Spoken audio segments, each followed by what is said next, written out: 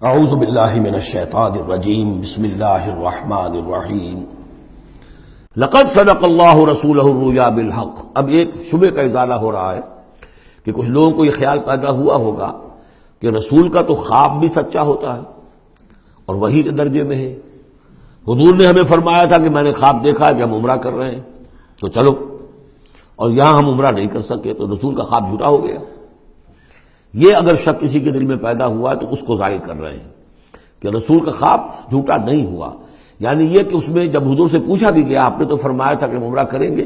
تو آپ نے فرمایا تھا یہ میں نے کب کہا تھا کہ اسی سال ضرور کریں گے، عمرہ کریں گے، چنانچہ اگلے سال وہ عمرہ ہوا۔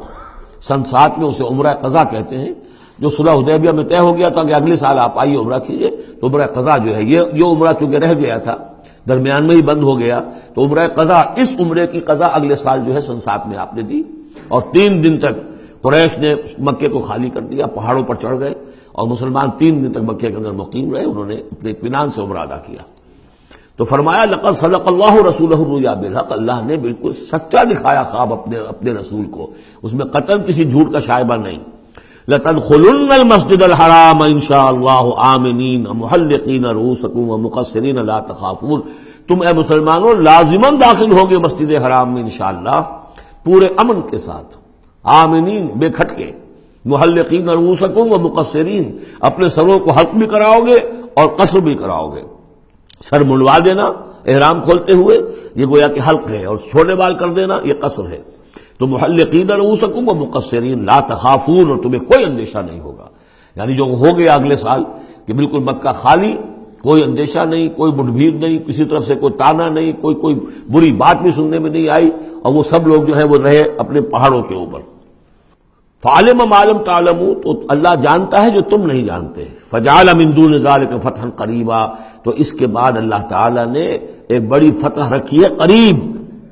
یعنی یہ کہ اس کے فوراً بعد اس سے ورے، اس لیے کہ اس عمرہ قضا سے پہلے فتح خیبر ہوئی ہے، اور بہت جو مغانم کا تذکرہ ہو رہا ہے اس میں جو غنیمت آئی ہے بہت نمایاں، وہ غزوہ خیبر کی ہے۔ ایک تو یہ کہ یہودیوں کا گڑھ تھا، بہت مالدار تھے، پھر یہاں سے جو گئے تھے 2 قبیلے نکل کر گئے تھے، وہ بھی اکثر ان میں سے وہیں آباد ہو گئے تھے، تو وہ ان کی بڑی جمعیت تھی وہاں پر، اور یہودی ویسے مالدار ہوتے ہیں، تو وہاں پہ جو غنیمت ملی ہے مسلمانوں کو اس کے طرف اشارہ ہو رہا ہے۔ اللہ تعالیٰ نے اس سے پہلے کہ تم عمرہ قضا ادا کرو اور جب تم داخل ہوگے مسجد حرام، اس سے پہلے جو ہے اللہ تعالیٰ تمہیں فتح دے گا، نصیب کرے گا۔ اب وہ آیت آ گئی، هو الذی ارسل رسولہ بالہدی ودین الحق لیظہرہ علی الدین کلہ، یعنی یہ جو سلسلہ اب جا رہا ہے، صراط مستقیم، سیدھا راستہ کس منزل کی طرف جا رہا ہے؟ دنیا میں مسلمانوں تمہاری جد و جہد کی منزل کیا ہے؟ اللہ کے دین کا غلبہ، اس لیے کہ ہم نے اپنے رسول کو بھیجا ہی اس کام کے لیے۔ یہ سورہ توبہ میں آیت ہم پڑھ چکے ہیں، فرق صرف یہ ہے کہ وہاں پر تھا هو الذی ارسل رسولہ بالہدی ودین الحق لیظہرہ علی الدین کلہ ولو کرہ المشرکون، یہاں آخری حصہ ہے وکفی باللہ شہیدا، لیکن سورہ توبہ والی آیت جو کہ تم پھر سورہ صف میں آ جائے گی، وہ بھی اب زیادہ دور نہیں رہی ہے، وہ بھی ہم جلدی پڑھیں گے۔ تو اللہ نے تو بھیجا ہے اپنے رسول کو صلی اللہ علیہ وسلم الہدا دے کر، یعنی قرآن حکیم جو ہدایت کاملہ ہے، نو انسان را پیام آخری حامل او رحمت للعالمین، هو الذی ارسل رسولہ بالہدی ودین الحق، اور دین حق دے کر بھیجا ہے۔ یہ دین کی بات کیجئے، اب دیکھیے الدین، ان اقیم الدین، اللہ کے دین کو قائم کرو۔ ام لہم شرکاء شرعوا لہم من الدین ما لم یأذن بہ اللہ، کیا ان کے شریکوں نے بھی کوئی دین دیا ہے انہیں؟ اللہ نے انہیں دین حق دیا ہے، اور دین حق اس لیے دیا ہے کہ اسے غالب کرے کل کے پورے نظام زندگی کے اوپر، پورے نظام زندگی پر۔ وہی ہے جس نے بھیجا ہے اپنے رسول کو صلی اللہ علیہ وسلم بالہدا، ہدایت دے کر، قرآن دے کر، ودین الحق، اور سچا دین، حق دین،